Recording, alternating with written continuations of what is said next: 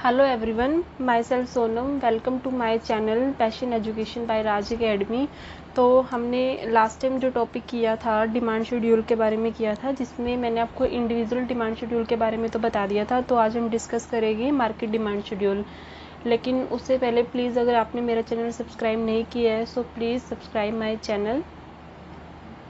तो मैंने आपको इंडिविजुअल डिमांड शेड्यूल के बारे में बताया था, जब किसी निश्चित समय में एक व्यक्ति किसी वस्तु की विभिन्न कीमतों पर उसकी जितनी मात्राओं की मांग करते हैं तो उसको हम क्या कहते हैं, इंडिविजुअल डिमांड शेड्यूल।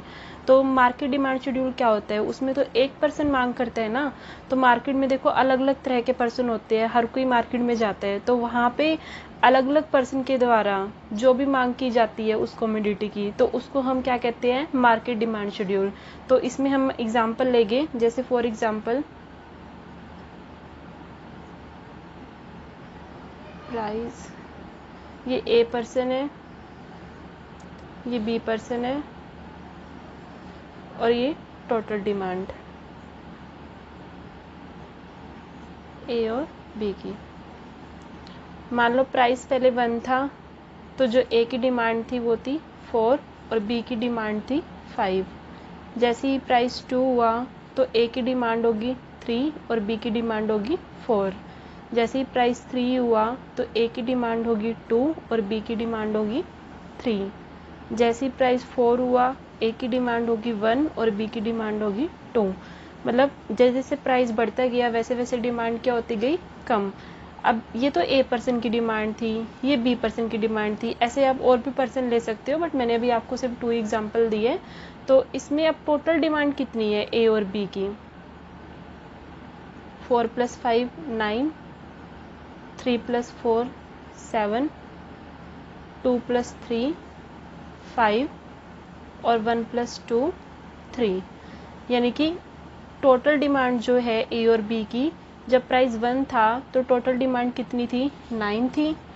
जैसे ही प्राइस 2 हुआ तो टोटल डिमांड कितनी होगी, 7। जैसे ही प्राइस 3 हुआ टोटल डिमांड कितनी होगी, 5। जैसे ही प्राइस 4 हुआ तो टोटल डिमांड कितनी होगी, 3। मतलब जैसे जैसे प्राइस बढ़ता गया वैसे वैसे डिमांड क्या होती गई, कम होती गई। तो मार्केट डिमांड की डेफिनेशन क्या बनेगी, बाजार मांग अनुसूची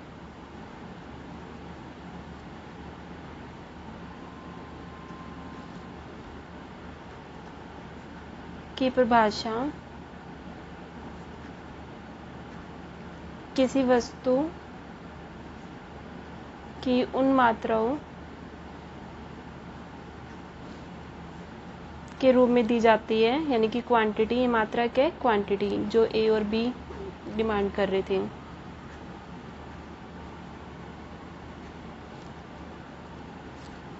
जो उस वस्तु के सब उपभोक्ता, उपभोक्ता मतलब कंज्यूमर, जो मैंने अभी आपको यहाँ पे एग्जांपल दिया था, जैसे ए कंज्यूमर, बी कंज्यूमर, ऐसे और भी कंज्यूमर हो सकते हैं। उपभोक्ता किसी निश्चित समय में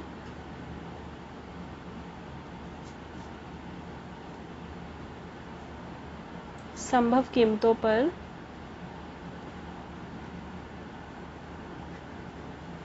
खरीदेंगे, तो उसको हम क्या बोलते हैं, मार्केट डिमांड शेड्यूल। मतलब बाजार मांग अनुसूची की परिभाषा किसी वस्तु की उन मात्राओं के रूप में दी जाती है जो उस वस्तु के, यहाँ पे आप वस्तु का एग्जाम्पल किसी भी कमोडिटी से लेके चल सकते हो, जैसे प्राइस से या ऑनियन से या कुरकुरे, किसी भी चीज़ का प्राइस मान सकते हो, उन वस्तु के रूप में दी जाती है जहाँ पे सब उपभोक्ता यानी सब कंज्यूमर किसी निश्चित समय पर संभव कीमतों पर खरीदेंगे। जैसे प्राइस अलग अलग है और उनकी क्वांटिटी कितनी कितनी है, तो उसको हम क्या बोलते होते हैं, मार्केट डिमांड शेड्यूल। जहाँ पे सभी पर्सन के द्वारा, इनकी सभी उपभोक्ता द्वारा किसी निश्चित समय पर संभव कीमतों पर डिमांड की जाती है, उसको हम क्या कहते हैं, मार्केट डिमांड शेड्यूल। अब हम करेंगे डिमांड कर्व। डिमांड कर्व में सेम वही आएगा, इंडिविजुअल डिमांड कर्व और market demand curve. Demand curve बनाने से पहले हम अगेन इंडिविजुअल डिमांड शेड्यूल और मार्केट डिमांड शेड्यूल की टेबल बनाएंगे, देन उसी से ही हमारा क्या बनेगा, कर्व बनेगा।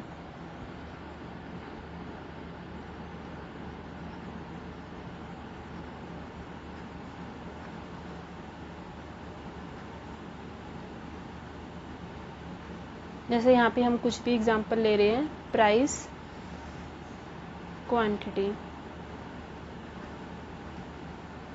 प्राइस 1 2 3 4, क्वांटिटी 4 3 2 1, मतलब जैसे जैसे प्राइस बढ़ता गया क्वांटिटी क्या होती गई, कम। तो ये हम किसकी बात कर रहे हैं, इंडिविजुअल डिमांड शेड्यूल की। तो इसी से हमारा क्या बनेगा, इंडिविजुअल डिमांड कर्व।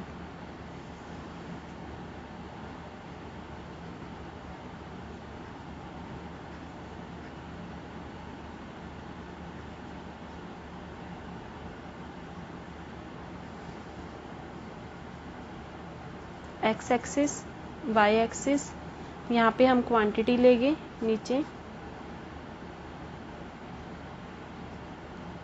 और यहाँ पे प्राइस।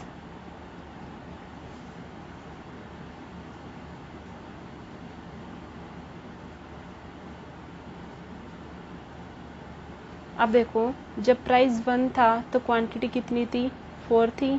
जब प्राइस 2 था तो क्वांटिटी कितनी थी, 3 थी। और जब प्राइस 3 था तो क्वांटिटी कितनी थी, 2। और जब प्राइस 4 था तो क्वांटिटी कितनी थी, 1।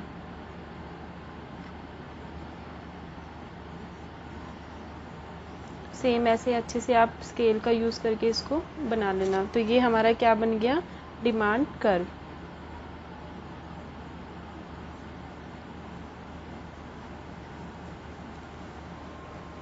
इंडिविजुअल डिमांड कर्व से क्या पता चल रहा है, इंडिविजुअल डिमांड कर्व से आपको क्या पता चल रहा है, जैसे ऊपर से नीचे की ओर जा रहा है ना, तो जो इसका ढलान है वो क्या है, नेगेटिव है। यानी कि किसको दिखा रहा है, negative slope of demand curve.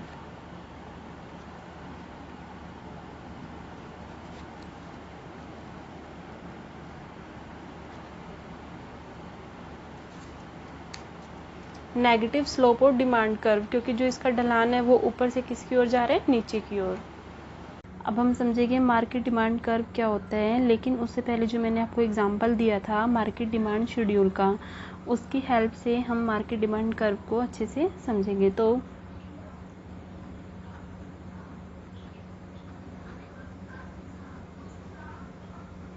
Market demand schedule, इसमें मैंने आपको बताया था, फॉर एग्जांपल सबसे पहले हमें प्राइस लेना है,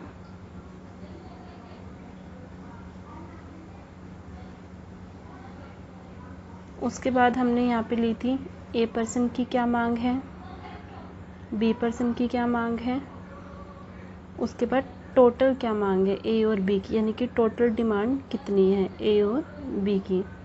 प्राइस में मैंने आपको एग्जांपल दिया था, फॉर एग्जांपल पहले प्राइस 1 था तो ए की डिमांड 4 थी और बी की 5 थी, और टोटल कितनी हो गई थी, 9। जैसे ही प्राइस 2 हुआ, ए की डिमांड 4 से कम होकर 3 होगी, बी की 4, टोटल कितनी होगी, 7। जैसे ही प्राइस 3 हुआ, ए की डिमांड कम हो कितनी होगी, 2, और बी की कितनी होगी, 3, टोटल 5। जैसे ही प्राइस 4 हुआ, ए की डिमांड कम होकर 1 होगी, बी की 2 और टोटल 3। यानी कि जैसे जैसे प्राइस बढ़ रहा था वैसे वैसे टोटल डिमांड क्या होती गई, कम। तो ये तो मैंने आपको दिया था मार्केट डिमांड शेड्यूल का एग्जांपल। अब हम समझेंगे मार्केट डिमांड कर्व क्या होता है। इसमें मैंने आपको बताया था, बाजार मांग वक्र वह वक्र है जो किसी वस्तु की विभिन्न कीमतों पर बाजार के सभी उपभोक्ताओं द्वारा मांगी गई मात्राओं के जोड़ को प्रकट करता है। यानी कि जैसे सेम इसमें जैसे प्राइस दिया हुआ था, ए की जो मांग थी बी की थी, हमने टोटल किया ना दोनों का, ऐसे ही सेम इसमें होएगा मार्केट डिमांड कर्व में। पहले हम इंडिविजुअल बनाएंगे, ए का अलग बनाएंगे, बी का अलग बनाएंगे, फिर टोटल कर्व बनाएंगे। जैसे यहाँ पे तो क्वांटिटी लेनी है नीचे, और देन यहाँ पे प्राइस। पहले प्राइस 1 था, फिर 2 हो गया, देन 3, फिर देन 4। देखो, जब प्राइस 1 था तो ए की मांग कितनी थी, 4। जब प्राइस 2 हो गया तो ए की मांग कितनी होगी, 3। जब प्राइस 3 हो गया तो ए की मांग कितनी होगी, 2।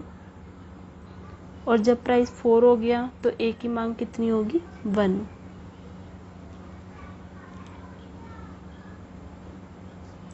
ये तो कौन सा कर्व हो गया, ए demand curve.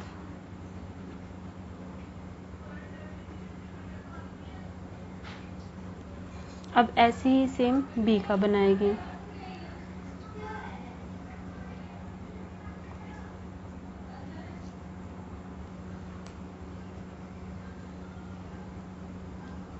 X axis Y,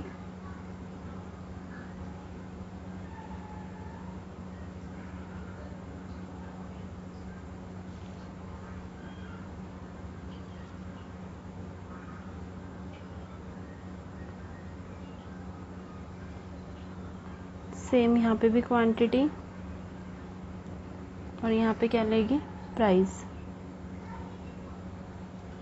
अब ये देखो ए का प्राइस 1 है तो बी की मांग कितनी है 5।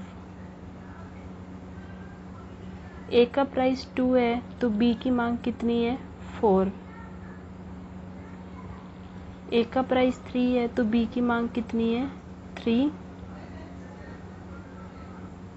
ए का प्राइस 4 है तो बी की मांग कितनी है 2।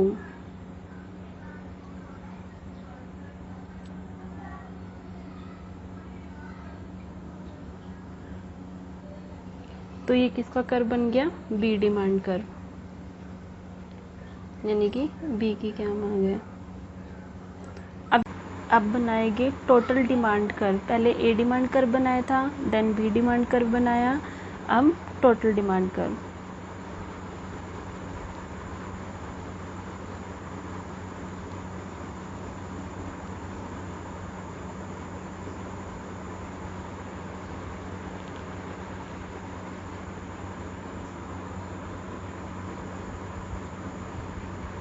सेम यही यहाँ पे क्वांटिटी,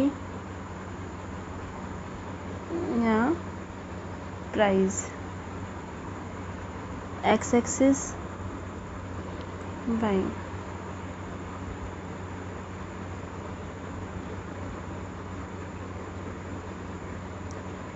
ठीक है, प्राइस यही है 1 2 3 और 4 और टोटल मार्केट डिमांड कहाँ तक जा रही है 9 तक।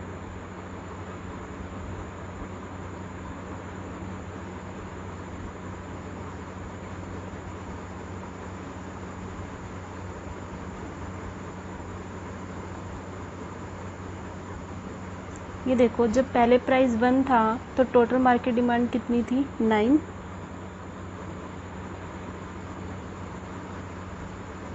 जब प्राइस 2 हो गया तो टोटल डिमांड कर्व कितना हो गया 7। जैसे ही प्राइस 3 हुआ तो टोटल डिमांड कितनी होगी 5।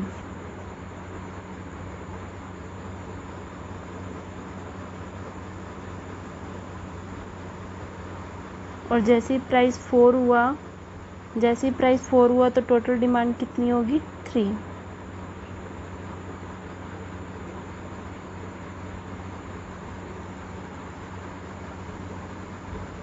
आप इसको स्केल की हेल्प से बनाना तो डायग्राम थोड़ा ज़्यादा अच्छा बनेगा। यानी कि जब प्राइस 1 था तो ए और बी की जो डिमांड थी वो कितनी थी 4 और 5 और टोटल कितनी होगी 9। और जब प्राइस 2 था तो ए और बी की जो मांग थी वो कितनी थी 3 और 4 तो टोटल कितनी होगी 7। और जब प्राइस 3 था तो ए और बी की टोटल डिमांड कितनी थी 5 और जब प्राइस 4 हो गया तो ए और बी की टोटल डिमांड कितनी होगी 3। तो ये हमारा क्या है मार्केट डिमांड कर्व, यानी कि टोटल ए और बी दोनों को मिला के। तो मार्केट डिमांड कर्व क्या होता है, बाजार मांग वक्र वह वक्र है जो किसी वस्तु की विभिन्न कीमतों पर बाजार के सभी उपभोक्ता द्वारा मांगी गई मात्राओं के जोड़ को प्रकट करती है। इसमें सभी उपभोक्ता कौन है, ए और बी क्या काम कर रहे हैं, सभी उपभोक्ता का, और उन दोनों की जो टोटल मार्केट डिमांड है, यानी कि इसी से हमने क्या बनाया है मार्केट डिमांड कर्व। अब ये देखो इसका स्लोप भी क्या जा रहा है, नेगेटिव ही जा रहा है ना, जैसे उसमें जा रहा था इंडिविजुअल में भी सेम। तो इसका स्लोप भी क्या जा रहा है, मार्केट डिमांड कर्व का नेगेटिव स्लोप जा रहा है। इस प्रकार व्यक्तिगत मांग वक्रों के समस्तर जोड़ को मिलाने से ही हमें क्या प्राप्त होता है, बाजार मांग वक्र यानी कि टोटल डिमांड कर्व। क्योंकि जब तक हमें इंडिविजुअल ही नहीं पता चलेगा क्या मांग है तो ही हमें मार्केट डिमांड पता चलेगी ना। तो उसी को ही हम क्या कहते हैं, मार्केट डिमांड कर्व। अब मे भी आपको अच्छे से क्लियर हो गया होगा। तो अगर थोड़ा सा भी आपका कॉन्सेप्ट क्लियर हुआ है so please subscribe my channel. बाकी हम आगे का जो कॉन्सेप्ट है वो कल करेंगे। Bye bye.